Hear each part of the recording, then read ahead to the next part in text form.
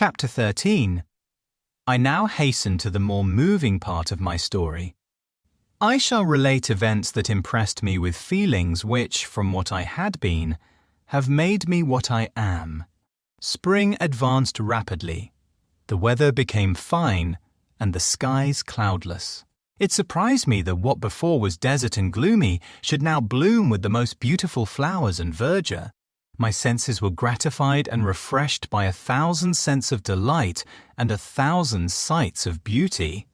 It was on one of these days, when my cottagers periodically rested from labor, the old man played on his guitar, and the children listened to him, that I observed the countenance of Felix was melancholy beyond bar expression. He sighed frequently, and once his father paused in his music, and I conjectured by his manner that he inquired the cause of his son's sorrow. Felix replied in a cheerful accent, and the old man was recommencing his music when someone tapped at the door. It was a lady on horseback, accompanied by a countryman as a guide. The lady was dressed in a dark suit and covered with a thick black veil. Agatha asked a question, to which the stranger only replied by pronouncing in a sweet accent the name of Felix. Her voice was musical, but unlike that of either of my friends. On hearing this word, Felix came up hastily to the lady, who, when she saw him, threw up her veil, and I beheld a countenance of angelic beauty and expression. Her hair of a shining raven black, and, curiously braided her eyes, were dark but gentle, although animated her features of irregular proportion, and her complexion wondrously fair, each cheek tinged with a lovely pink. Felix seemed ravished with delight when he saw her. Every trait of sorrow vanished from his face, and it instantly expressed a degree of ecstatic joy, of which I could hardly have believed it capable. His eyes sparkled as his cheek flushed with pleasure, and at that moment I thought him as beautiful as the stranger. She appeared affected by different feelings. Wiping a few tears from her lovely eyes, she held out her hand to Felix, who kissed it rapturously and called her, as well as I could distinguish, his sweet Arabian. She did not appear to understand him, but smiled. He assisted her to dismount, and dismissing her guide, conducted her into the cottage. Some conversation took place between him and his father, and the young stranger knelt at the old man's feet and would have kissed his hand, but he raised her and embraced her affectionately. I soon perceived that although the stranger uttered articulate sounds and appeared to have a language of her own, she was neither understood by nor herself understood the cottagers. They made many signs which I did not comprehend, but I saw that her presence diffused gladness through the cottage, dispelling their sorrow as the sun dissipates the morning mists. Felix seemed peculiarly happy, and with smiles of delight welcomed his Arabian. Agatha, the ever-gentle Agatha, kissed the hands of the lovely stranger, and pointing to her brother, made signs which appeared to me to mean that he had been sorrowful until she came. Some hours passed thus, while they, by their countenances, expressed joy, the cause of which I did not comprehend. Presently I found, by the frequent recurrence of some sound which the stranger repeated after them, that she was endeavouring to learn their language, and the idea instantly occurred to me that I should make use of the same instructions to the same end. The stranger learned about 20 words at the first lesson.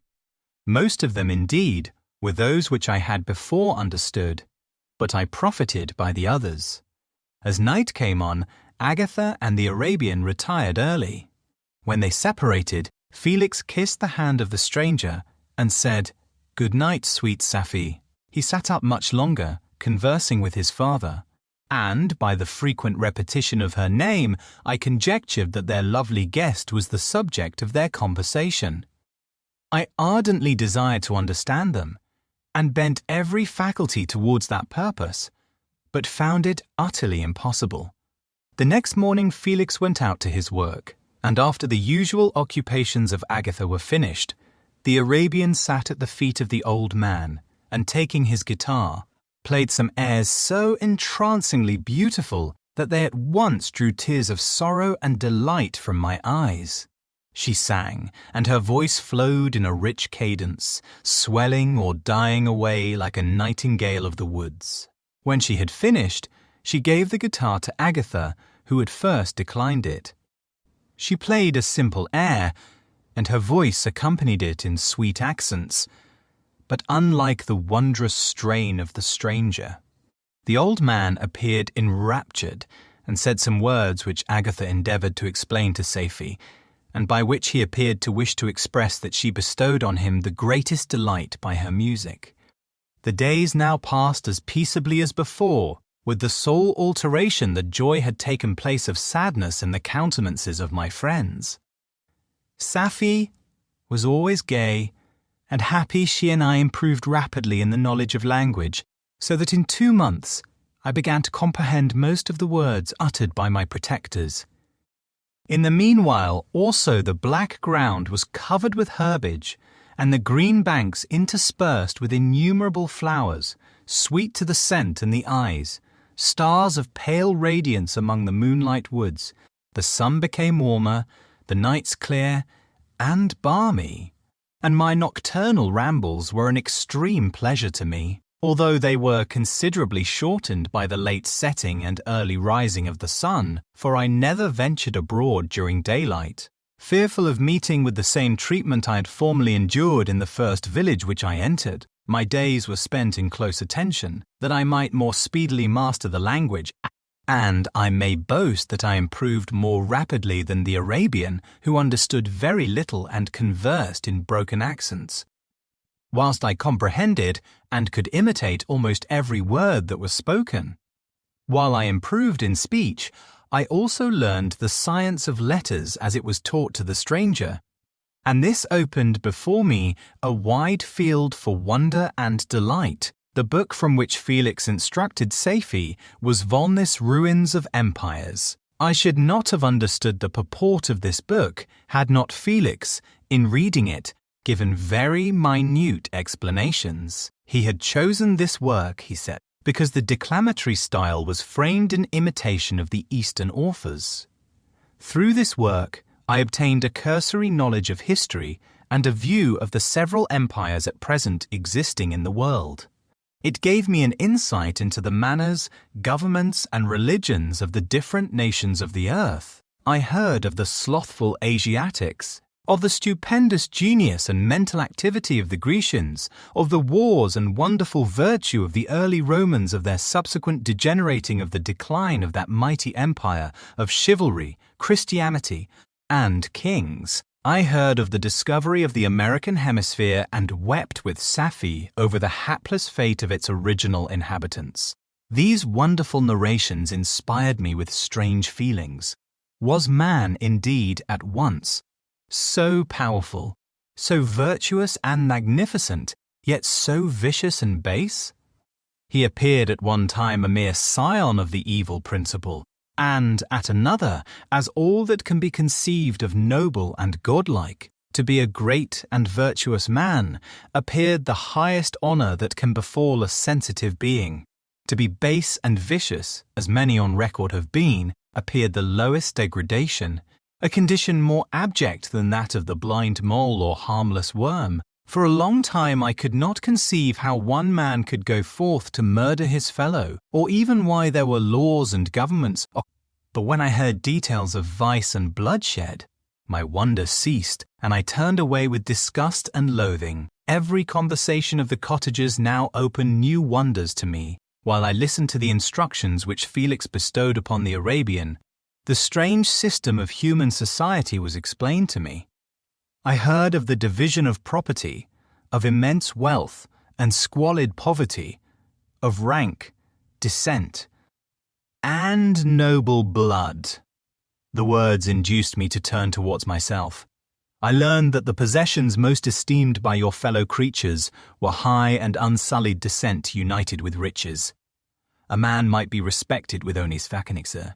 One of these advantages, but without either he was considered, except in very rare instances, as a vagabond and a slave. doomed to waste his powers for the profits of the chosen few. And what was I? Of my creation and creator I was absolutely ignorant. But I knew that I possessed no money, no friends, no kind of property. I was, besides, endued with a figure hideously deformed and loathsome. I was not even of the same nature as man. I was more agile than they, and could subsist upon coarser diet. I bore the extremes of heat and cold with less injury to my frame. My stature far exceeded theirs. When I looked around, I saw and heard of none like me. Was I then a monster, a blot upon the earth, from which all men fled and whom all men disowned? I cannot describe to you the agony that these reflections inflicted upon me. I tried to dispel them, but sorrow only increased with knowledge. Oh, that I had forever remained in my native wood, nor known nor felt beyond the sensations of hunger, thirst, and heat. Of what a strange nature is knowledge! It clings to the mind when it has once seized on it like a lichen on the rock. I wished sometimes to shake off all thought and feeling, but I learned that there was but one means to overcome the sensation of pain, and that was death, a state which I feared yet did not understand. I admired virtue and good feelings, and loved the gentle manners and amiable qualities of my cottagers, but I was shut out from intercourse with them, except through means which I obtained by stealth, when I was unseen and unknown, and which rather increased than satisfied the desire I had of becoming one among my fellows. The gentle words of Agatha and the animated smiles of Pass, the charming Arabian, were not for me. The mild exhortations of the old man and the lively conversation of the loved Felix were not for me. Miserable, unhappy wretch! Other lessons were impressed upon me even more deeply. I heard of the difference of sexes and the birth and growth of children, how the father doted on the smiles of the infant and the lively sallies of the older girl. Child! How all the life and cares of the mother were wrapped up in the precious charge, how the mind of youth expanded and gained knowledge of brother, sister, and all the various relationships which bind one human being to another in mutual bonds. But where were my friends and relations? No father had watched my infant days, no mother had blessed me with smiles and caresses, or, if they had, all my past life was now a blot, a blind vacancy in which I distinguished nothing. From my earliest remembrance, I had been as I then was in height and proportion. I had never yet seen a being resembling me or who claimed any intercourse with me. What was I? The question again recurred, to be answered only with groans. I will soon explain to what these feelings tended, but allow me now to return to the cottagers, whose story excited in me such various feelings of indignation, delight, and wonder, but which all terminated in additional love and reverence for my protectors, for so I loved, in an innocent, half-painful self-deceit, to call them. Chapter 14. Some time elapsed before I learned the history of my friends. It was one which could not fail to impress itself deeply on my mind, unfolding as it did a number of circumstances, each interesting and wonderful to one so utterly inexperienced as I was. The name of the old man was de Lacy. He was descended from a good family in France, where he had lived for many years in affluence, respected by his superiors and beloved by his equals. His son was bred in the service of his country, and Agatha had ranked with ladies of the highest distinction. A few months before my arrival, they had lived in a large and luxurious city called Paris, surrounded by friends and possessed of every enjoyment which virtue, refinement of intellect or taste, accompanied by a moderate fortune, could afford. The father of Safie had been the cause of their ruin.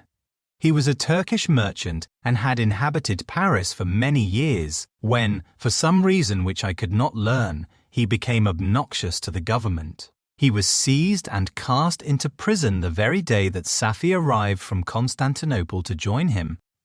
He was tried and condemned to death. The injustice of his sentence was very flagrant. All Paris was indignant, and it was judged that his religion and wealth, rather than the crime alleged against him, had been the cause of his condemnation. Felix had accidentally been present at the trial. His horror and indignation were uncontrollable when he heard the decision of the court.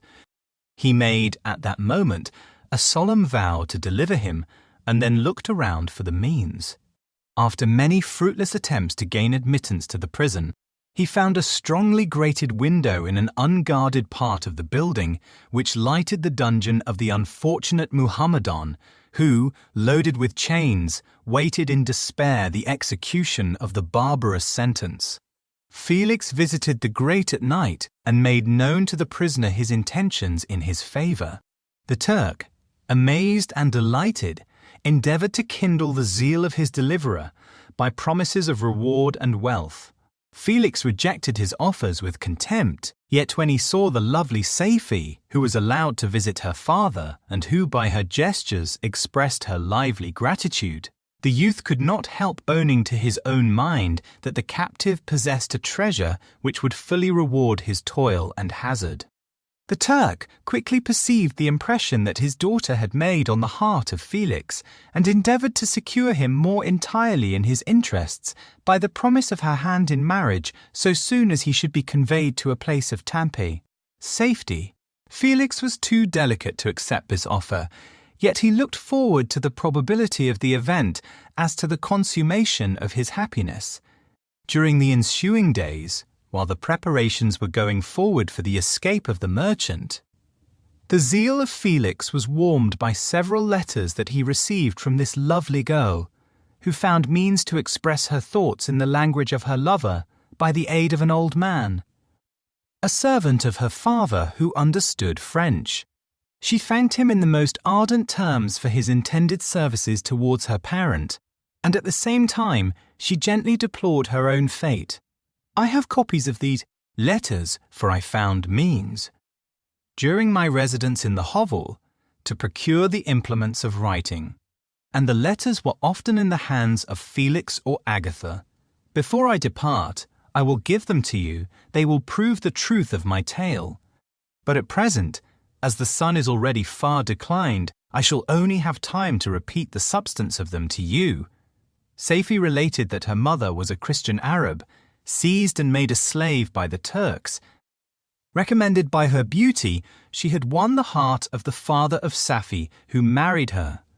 The young girl spoke in high and enthusiastic terms of her mother, who, born in freedom, spurned the bondage to which she was now reduced. She instructed her daughter in the tenets of her religion and taught her to, quote, aspire to higher powers of intellect and an independence of spirit forbidden to the female followers of Mohammed. This lady died, but her lessons were indelibly impressed on the mind of Safi, who sickened at the prospect of again returning to Asia and being immured within the walls of a harem, allowed only to occupy herself with infantile amusements, ill-suited to the temper of her soul. Now accustomed to grand ideas and the noble emulation for virtue, the prospect of marrying a Christian and remaining in a prépare country where women were allowed to take a rank in society was enchanting to her. The day for the execution of the Turk was fixed, but on the night previous to it he quitted his prison and before morning was distant many leagues from Paris. Felix had procured passports in the name of his father, sister, and himself. He had previously communicated his plan to the former, who aided the deceit by quitting his house under the pretense of a journey and concealed himself, with his daughter, in an obscure part of Paris. Felix conducted the fugitives through France to Lyon and across Monteté, Cenis to Leghorn, where the merchant had decided to wait a favourable opportunity of passing into some part of the Turkish dominions.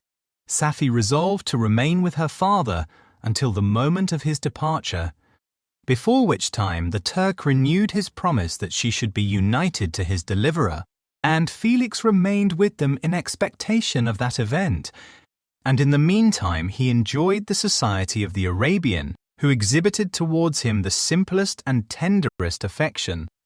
They conversed with one another through the means of an interpreter and sometimes with the interpretation of looks, and Safi sang to him the divine airs of her native country.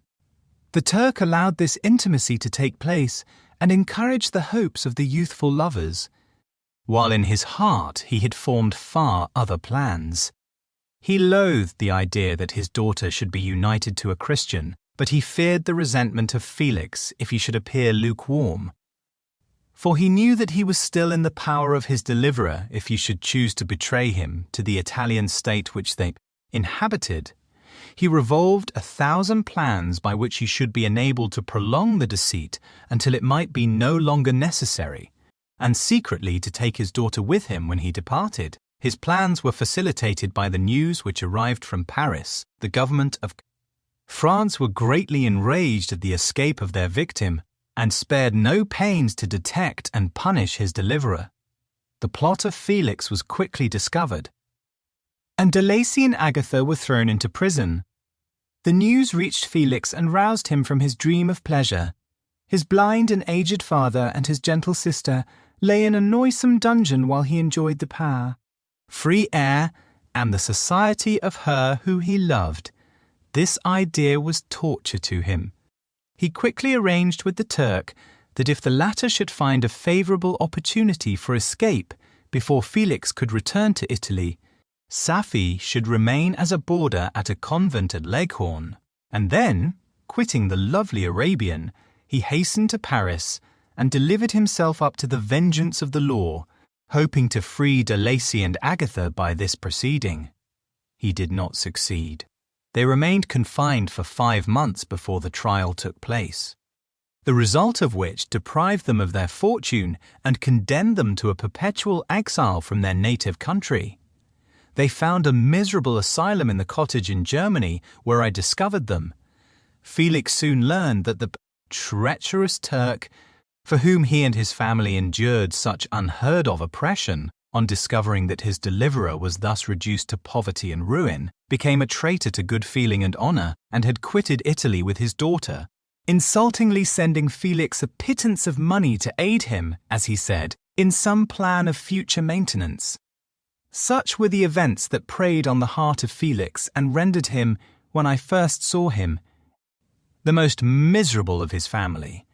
He could have endured poverty, and while this distress had been the meed of his virtue, he gloried in it. But the ingratitude of the Turk and the loss of his beloved Safi were misfortunes more bitter and irreparable. The arrival of Werther, the Arabian, now infused new life into his soul. When the news reached Leghorn that Felix was deprived of his wealth and rank, the merchant commanded his daughter to think no more of her lover, but to prepare to return to her native country. The generous nature of Safi was outraged by this command.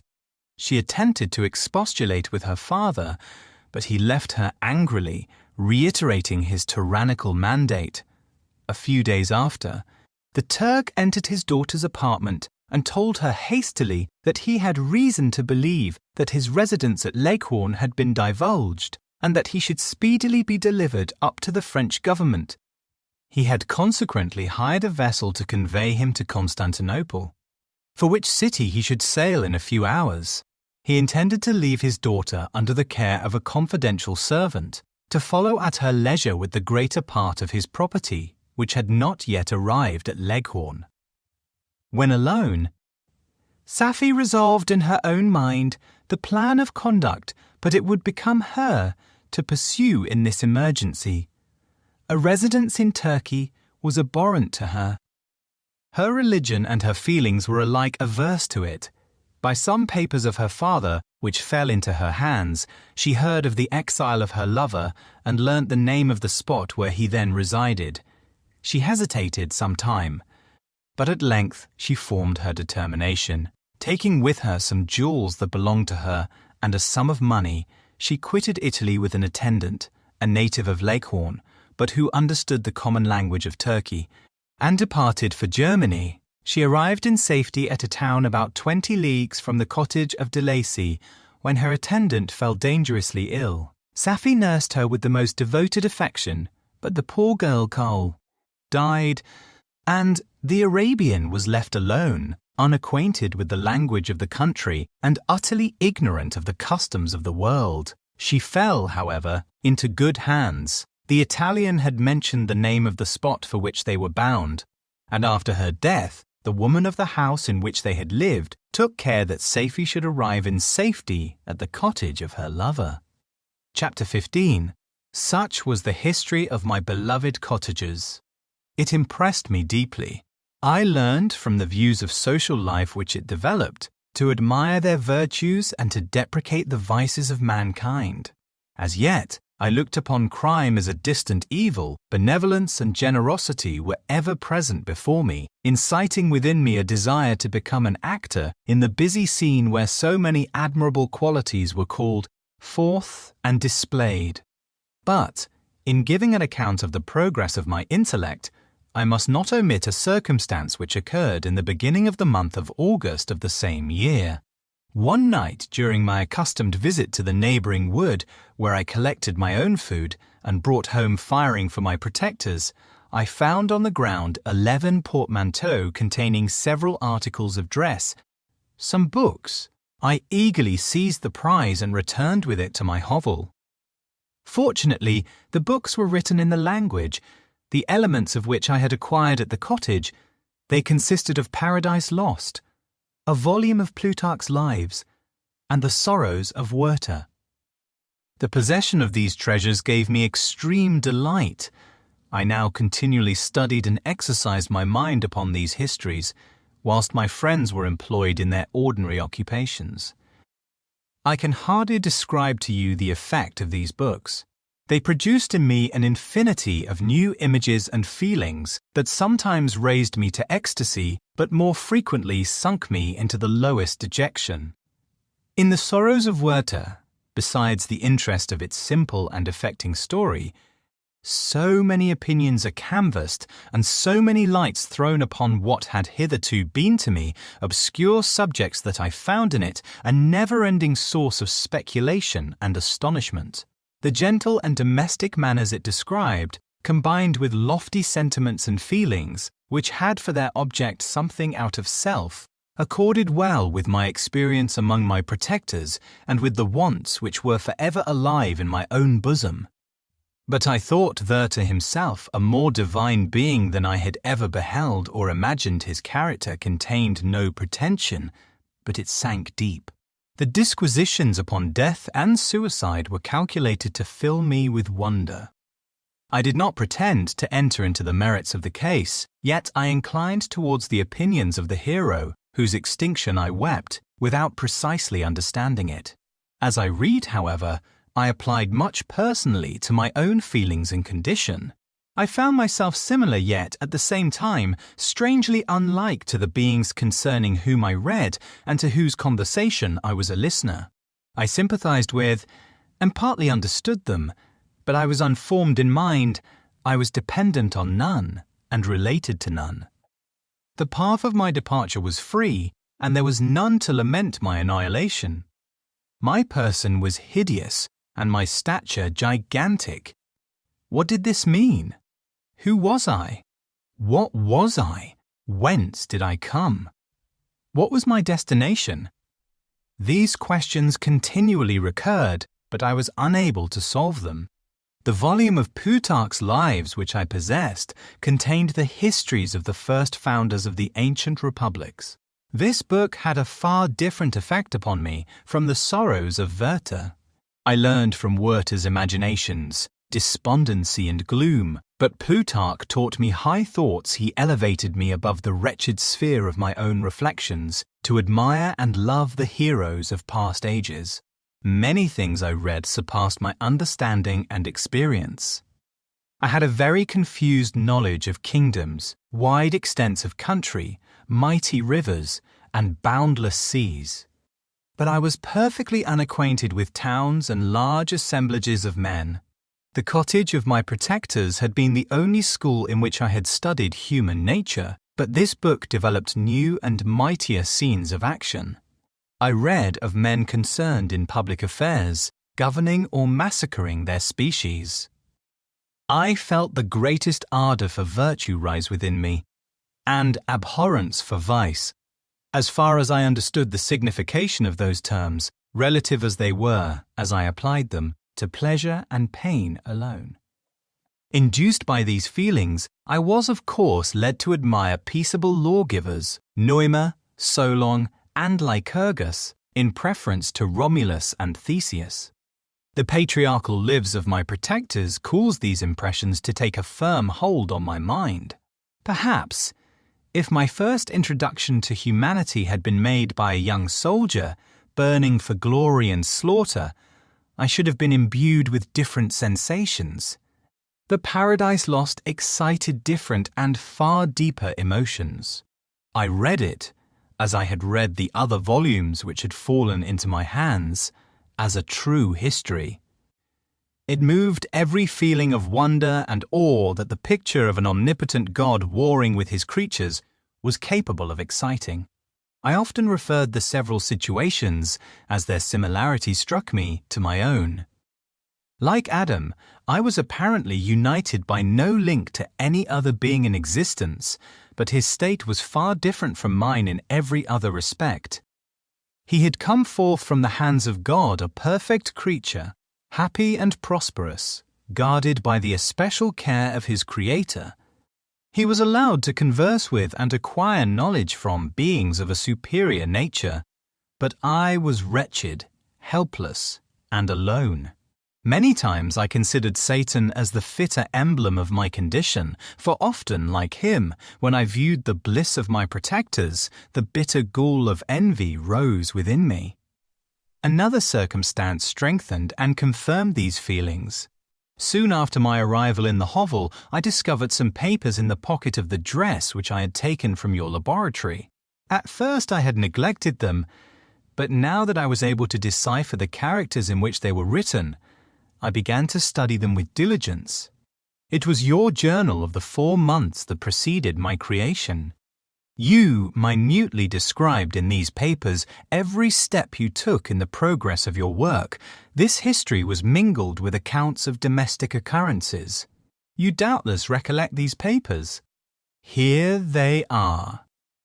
Everything is related in them which bears reference to my accursed origin. The whole detail of that series of disgusting circumstances which produced it is set in view. The minutest description of my odious and loathsome person is given, in language which painted your own horrors and rendered mine indelible. I sickened as I read. "Hateful day when I received life!" I exclaimed in agony. "Cursed Creator! Why did you form a monster so hideous that even you turned from me in disgust? God in pity made man beautiful and alluring, after his own image. But my form is a filthy type of yours, more horrid even from the very resemblance. Satan had his companions, fellow devils, to admire and encourage him, but I am solitary and abhorred. These were the reflections of my hours of despondency and solitude. But when I contemplated the virtues of the cottagers, their amiable and benevolent dispositions, I persuaded myself that when they should become acquainted with my admiration of their virtues, they would compassionate me and overlook my personal deformity. Could they turn from their door one, however monstrous, who solicited their compassion and friendship? I resolved, at least, not to despair, but in every way to fit myself for an interview with them which would decide my fate. I postponed this attempt for some months longer, for the importance attached to its success inspired me with a dread lest I should fail. Besides, I found that my understanding improved so much with every day's experience that I was unwilling to commence this undertaking until a few more months should have added to my sagacity. Several changes in the meantime took place in the cottage. The presence of Safie diffused happiness among its inhabitants, and I also found that a greater degree of plenty reigned there. Felix and Agatha spent more time in amusement and conversation, and were assisted in their labours by servants. They did not appear rich, but they were contented and happy, their feelings were serene and peaceful, while mine became every day more tumultuous. Increase of knowledge only discovered to me more clearly what a wretched outcast I was. I cherished hope, it is true, but it vanished when I beheld my person reflected in water or my shadow in the moonshine, even as that frail image and that inconstant shade. I endeavoured to crush these fears and to fortify myself for the trial which in a few months I resolved to undergo. And sometimes I allowed my thoughts, unchecked by reason, to ramble in the fields of paradise, and dared to fancy amiable and lovely creatures sympathizing with my feelings and cheering my gloom. Their angelic countenances breathed smiles of consolation. But it was all a dream. No Eve soothed my sorrows, nor shared my thoughts. I was alone. I remembered Adam's supplication to his Creator. But where was mine? He had abandoned me, and in the bitterness of my heart I cursed him. Autumn passed thus. I saw with surprise and grief the leaves decay and fall, and nature again assume the barren and bleak appearance it had worn when I first beheld the woods and the lovely moon. Yet I did not heed the bleakness of the weather. I was better fitted by my conformation for the endurance of cold than heat.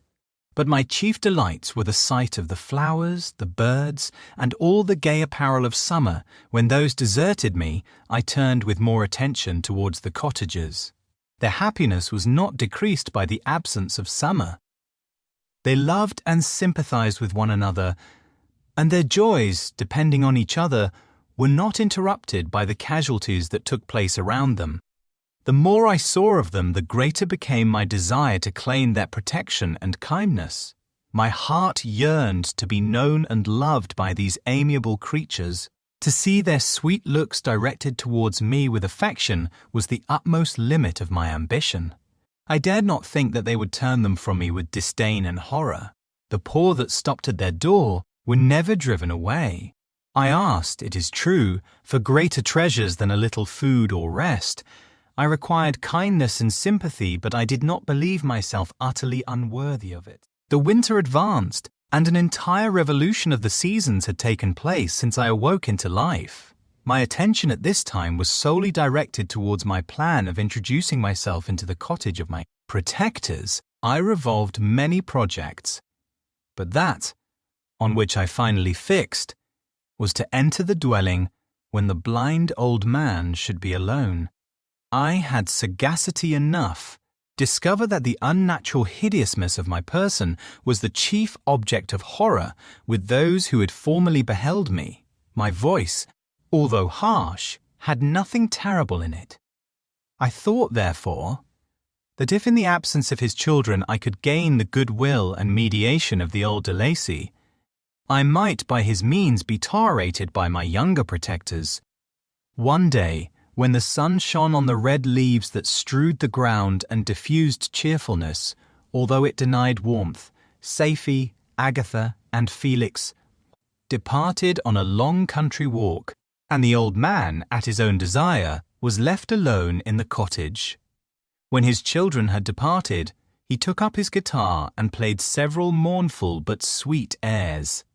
More sweet and mournful than I had ever heard him play before. At first his countenance was illuminated with pleasure, but as he continued, thoughtfulness and sadness succeeded.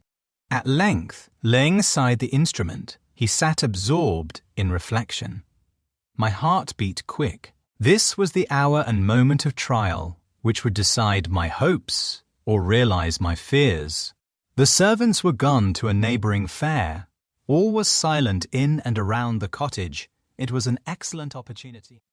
Yet, when I proceeded to execute my plan, my limbs failed me, and I sank to the ground.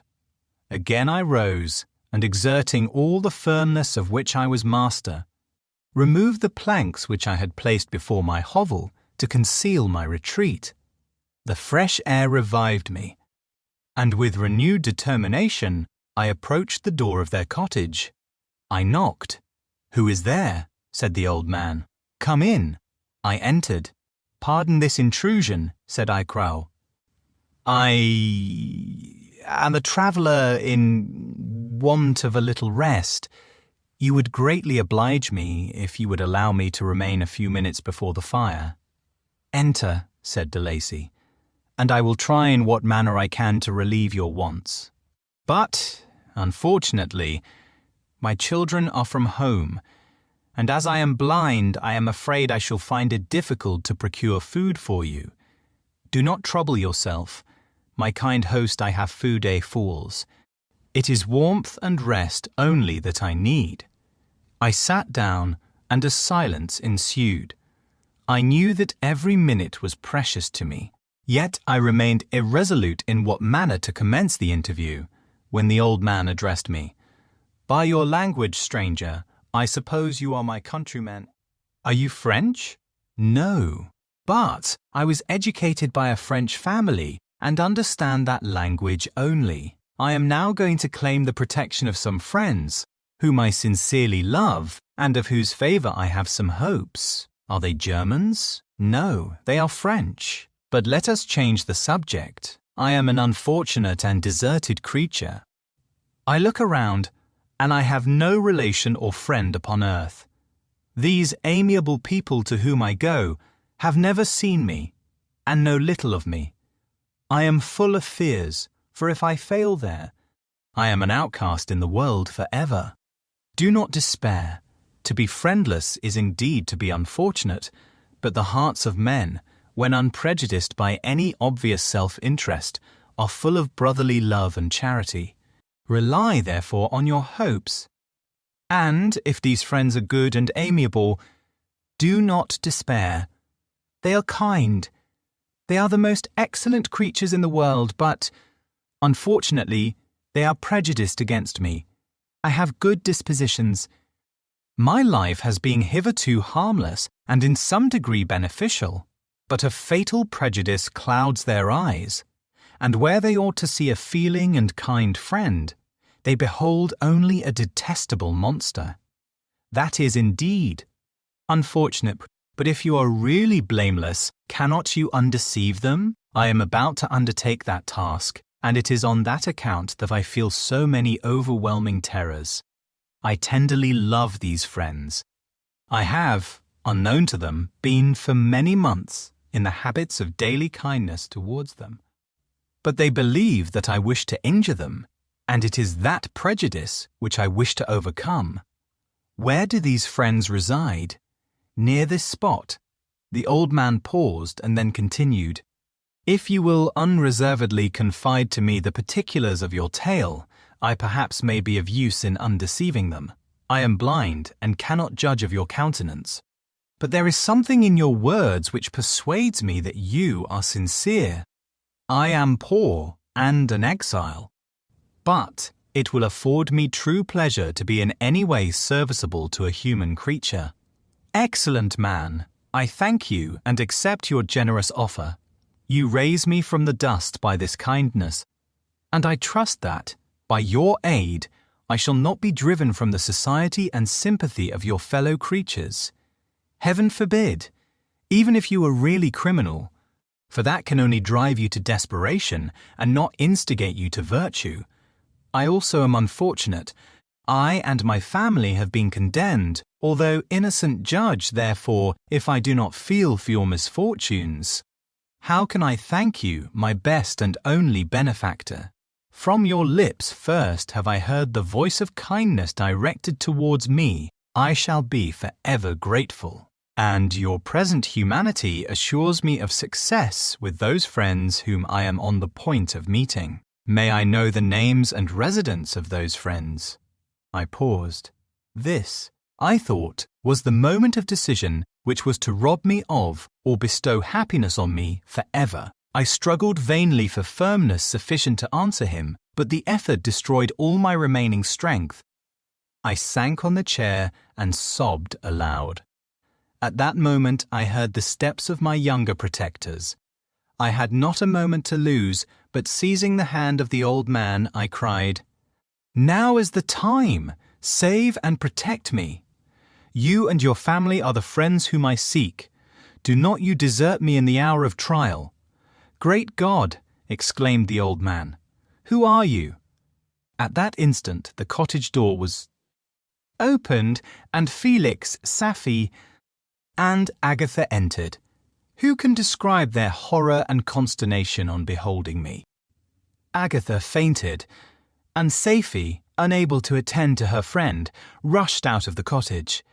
Felix darted forward, and with supernatural force tore me from his father, to whose knees I clung, in a transport of fury.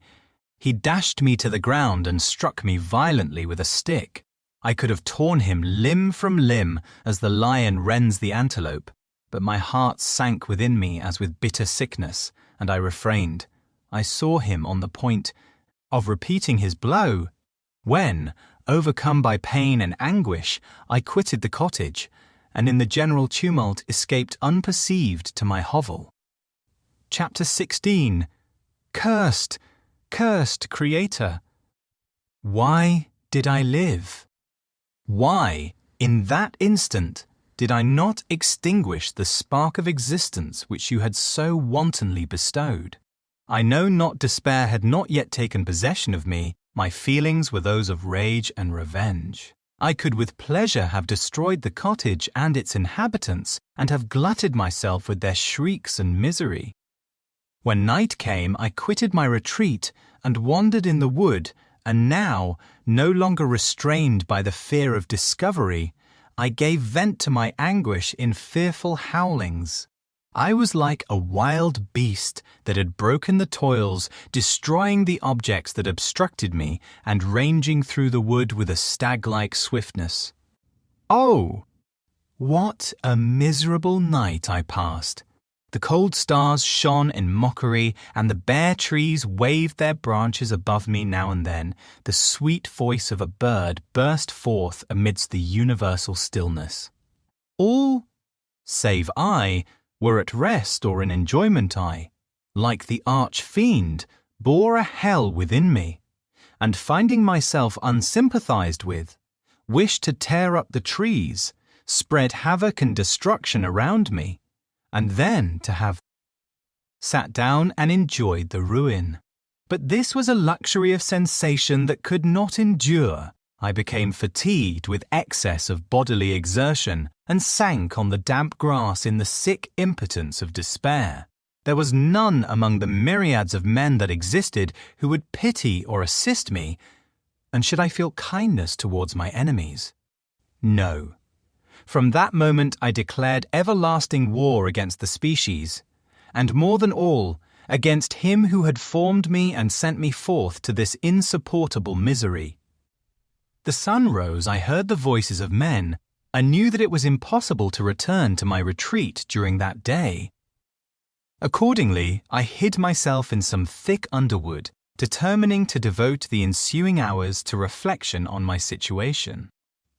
The pleasant sunshine and the pure air of day restored me to some degree of tranquillity, and when I considered what had passed at the cottage, I could not help believing that I had been too hasty in my conclusions. I had certainly acted imprudently. It was apparent that my conversation had interested the father in my behalf, and I was a fool in having exposed my person to the horror of his children. I ought to have familiarized the old de Lacy to me, and by degrees to have discovered myself to the rest of his family, when they should have been prepared for my approach. But I did not believe my errors to be irretrievable, and after much consideration, I resolved to return to the cottage, seek the old man, and by my representations, win him to my party. These thoughts calmed me, and in the afternoon I sank into a profound sleep, but the fever of my blood did not allow me to be visited by peaceful dreams.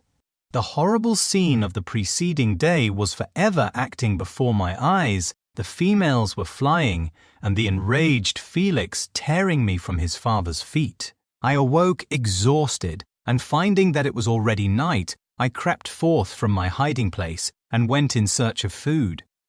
When my hunger was appeased, I directed my steps towards the well-known path that conducted to the cottage. All there was at peace. I crept into my hovel and remained in silent expectation of the accustomed hour when the family arose. That hour passed, the sun mounted high in the heavens, but the cottagers did not appear. I trembled violently, apprehending some dreadful misfortune. The inside of the cottage was dark, and I heard no motion. I cannot describe the agony of this suspense.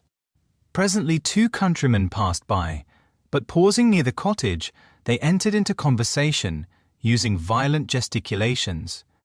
But I did not understand what they said, as they spoke the language of the country, which differed from that of my protectors.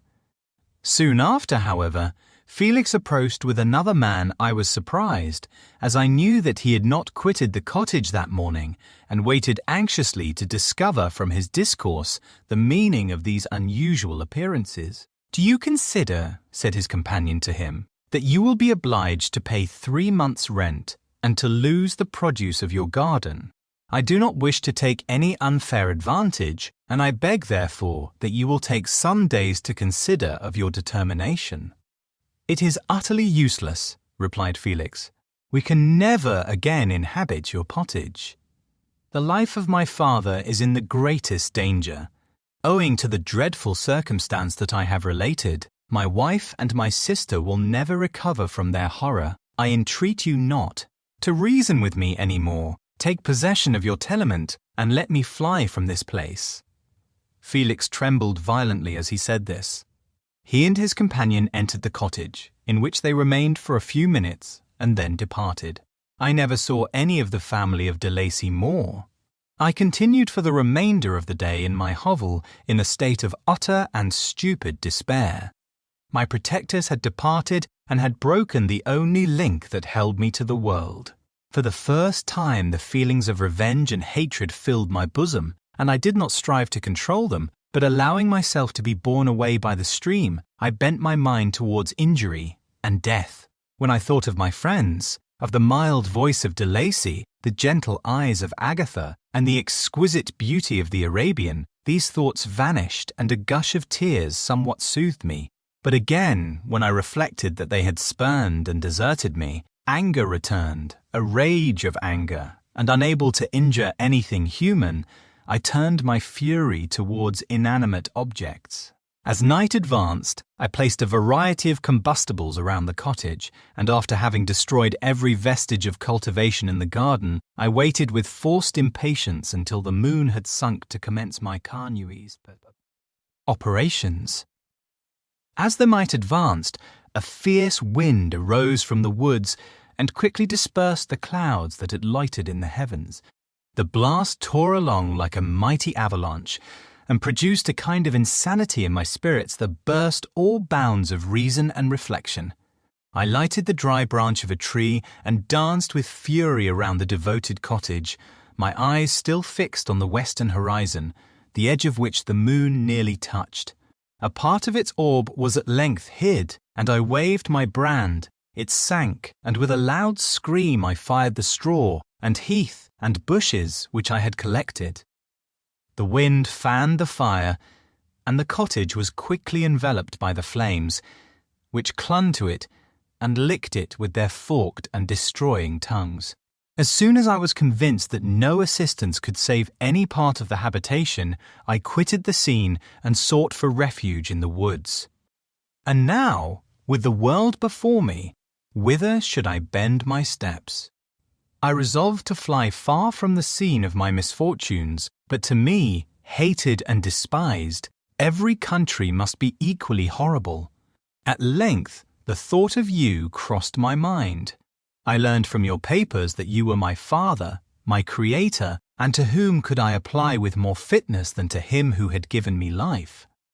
Among the lessons that Felix had bestowed upon Safie, geography had not been omitted. I had learned from these the relative situations of the different countries of the earth. You had mentioned Geneva as the name of your native town, and towards this place I resolved to proceed. But how was I to direct myself? I knew that I must travel in a southwesterly direction to reach my destination, but the sun was my only guide. I did not know the names of the towns that I was to pass through, nor could I ask information from a single human being, but I did not despair. From you only could I hope for succor, although towards you I felt no sentiment but that of hatred. Unfeeling, heartless creator.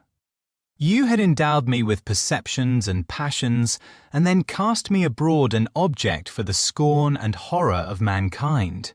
But on you only had I any claim for pity and redress, and from you I determined to seek that justice which I vainly attempted to gain from any other being that wore the human form. My travels were long, and the sufferings I endured intense. It was late in autumn when I quitted the district where I had so long resided. I travelled only at night, fearful of encountering the visage of a human being.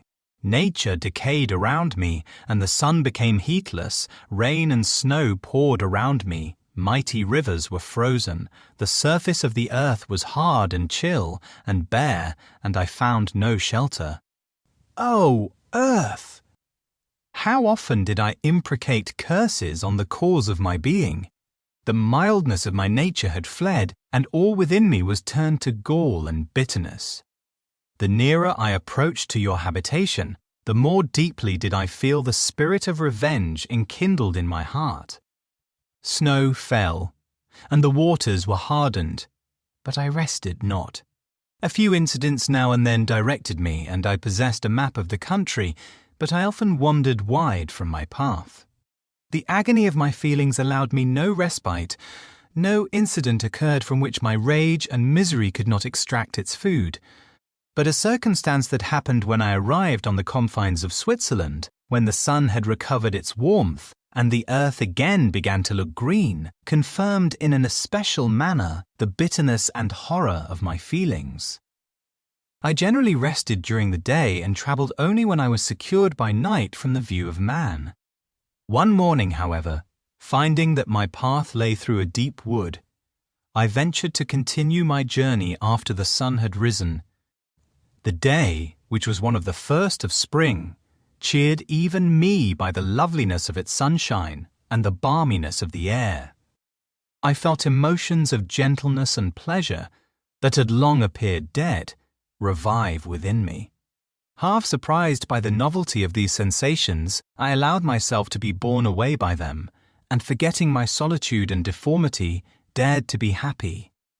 Soft hairs again bedewed my cheeks, and I even raised my humid eyes with thankfulness towards the blessed sun, which bestowed such joy upon me. I continued to wind among the paths of the wood until I came to its boundary, which was skirted by a deep and rapid river, into which many of the trees bent their branches, now budding with the fresh spring.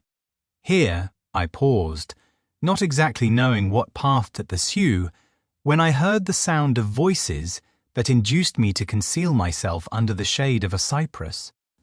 I was scarcely hid when a young girl came running towards the spot where I was concealed, laughing as if she ran from someone. She continued her course along the precipitous sides of the river, when suddenly her foot slipped and she fell into the rapid stream. I rushed from my hiding place and, with extreme labour, from the force of the current, saved her and dragged her to shore. She was senseless, and I endeavoured by every means in my power to restore animation, when I was suddenly interrupted by the approach of a rustic, who was probably the person from whom she had playfully fled. On seeing me, he darted towards me, and tearing the girl from my arms, hastened towards the deeper parts of the wood. I followed speedily. I hardly knew why, but when the man saw me draw near, he aimed a gun, which he carried, at my body and fired. I sank to the ground, and my injurer, with increased swiftness, escaped into the wood. This was then the reward of my benevolence. I had saved a human being from destruction, and as a recompense I now writhed under the miserable pain of a wound which shattered the flesh and bone. The feelings of kindness and gentleness which I had entertained but a few moments before gave place to hellish rage and gnashing of teeth. Inflamed by pain, I vowed eternal hatred and vengeance to all mankind, but the agony of my wound overcame me. My pulses paused, and I fainted. For some weeks I led a miserable life in the woods, endeavouring to cure the wound which I had received. The ball had entered my shoulder, and I knew not whether it had remained there or passed through, and that. At any rate, I had no means of extracting it. My sufferings were augmented also by the oppressive sense of the injustice and ingratitude of their infliction. My daily vows rose for revenge, a deep and deadly revenge, such as would alone compensate for the outrages and anguish I had endured. After some weeks my wound healed, and I continued my journey. The labours I endured were no longer to be alleviated by the bright sun or tea, gentle breezes of spring. All joy was but a mockery which insulted my desolate state, and made me feel more painfully that I was not made for the enjoyment of pleasure. But my toils now drew near a close, and in 2 months from this time I reached the environs of Geneva. It was evening when I arrived, and I retired to a hiding place among the fields that surround it to meditate in what manner I should apply to you. I was oppressed by fatigue and hunger, and far too unhappy to enjoy the gentle breezes of evening, or the prospect of the sun setting behind the stupendous mountains of Jura. At this time a slight sleep relieved me from the pain of reflection, which was disturbed by the approach of a beautiful child, who came running into the recess I had chosen with all the sportiveness of infancy. Suddenly, as I gazed on him, an idea seized me that this little creature was unprejudiced, and had lived too short a time to have imbibed a horror of deformity. If, therefore, I could seize him and educate him as my companion and friend, I should not be so desolate in this peopled earth. Urged by this impulse, I seized on the boy as he passed and drew him towards me. As soon as he beheld my form, he placed his hands before his eyes and uttered a shrill scream. I drew his hand forcibly from his face and said, "Child, what is the meaning of this? I do not intend to hurt you. Listen to me." He struggled violently. "Let me go," he cried. "Monster! Ugly wretch! You wish to eat me and tear me to pieces. You are an ogre. Let me go, or I will tell my papa. Boy, you will never see your father again. You must come with me. Hideous monster, let me go. My papa is a syndic, he is Frankenstein, he will punish you. You dare not keep me. Frankenstein, you belong then to my enemy, to him towards whom I have sworn eternal revenge. You shall be my first victim." The child still struggled and loaded me with epithets which carried despair to my heart. I grasped his throat to silence him, and in a moment he lay dead at my feet. I gazed on my victim, and my heart swelled with exultation and hellish triumph. Clapping my hands, I exclaimed, "I too can create desolation. My enemy is not invulnerable. This death will carry despair to him, and 1,000 other miseries shall torment and destroy him." As I fixed my eyes on the child, I saw something glittering on his breast. I took it. It was a portrait of a most lovely woman. In spite of my malignity, it softened and attracted me. For a few moments I gazed with delight on her dark eyes, fringed by deep lashes, and her lovely lips, but presently my rage returned.